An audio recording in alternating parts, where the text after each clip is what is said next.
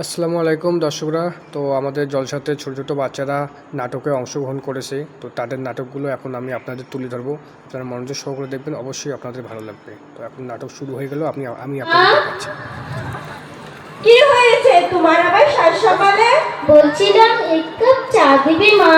সকাল হতে পারলো না, বুড়ি শুরু হয়ে গেল অর্ডারের পর অর্ডার। দেবে মা? দিচ্ছি, এ নাও চা।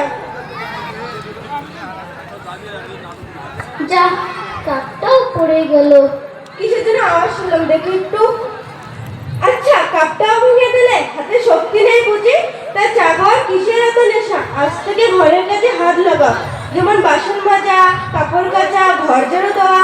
বসে বসে ঝগড়া আর ভালো লাগে না।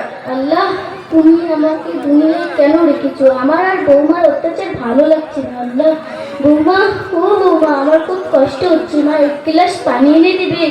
এক গ্লাস পানি দেবো না, পানির সাথে বিষও মিশিয়ে দেবো, যাতে আমার কষ্টটা দূর হয়। আল্লাহ, তুমি আমার বৌমার হাত থেকে হেফাজত রাখো রে মাবুদ। আব্দুল্লাহ, বেটা আব্দুল্লাহ। জি আম্মা জান, বলো। তুই এসেছিস বাবা? বলছিলাম আমার রাতে খুব ঠান্ডা লাগে, আমাকে একটা চাদর এনে দিবি বাবা? ইনশাআল্লাহ, আমি অফিস থেকে ফেরার সময় তোমার জন্য চাদর নিয়ে আসবো। এদিকে একটু আসো তুমি।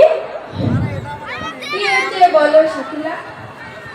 আচ্ছা, আমার জন্য নতুন চাদর নিয়ে আসো, আর আমার পুরনো চাদরটা আমি আম্মাজানকে দিয়ে দেবো। আম্মাজান তো শুধু একটা চাদরই চেয়েছে, আর বেশি কিছু তো চাইনি। নবী করিম সাল্লাল্লাহু আলাইহি ওয়াসাল্লাম বলেছে, মায়ের পায়ের নিচে সন্তানের জান্নাত। আর চাদর চেয়েছে, কাল অন্য কিছু চাবে। আর আমাদের আজকে তো আমরা নতুন চাদরই আমাদের বাড়িতে কুটুম যাতায়াত করে। তোমার মাকে তো দেখবে না, আমাকে দেখবে। আর তোমার বাচ্চাদের কি ব্যাংলেস করার একটুও ইচ্ছে নেই? তোমার মাকে যদি তুমি নতুন চাদর দিয়ে এসো, তাহলে আমাকে বাবার বাড়ি রেখে এসো। হে আল্লাহ, আমি তো খুব মুসিবতে পড়ে গেলাম। ঠিক আছে, আমার শুধু একটা চাদরই চেয়েছে, কিন্তু তোমার আম্মু তোমার দাদিমাকে পুরনো চাদর দিয়েছে।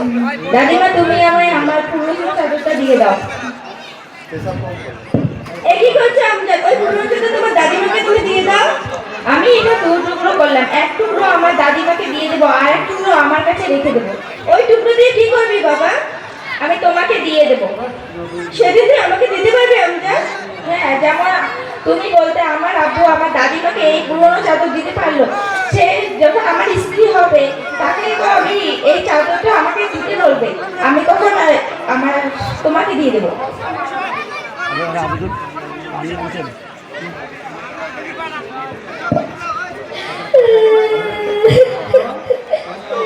তুমি কাঁদছো কেন?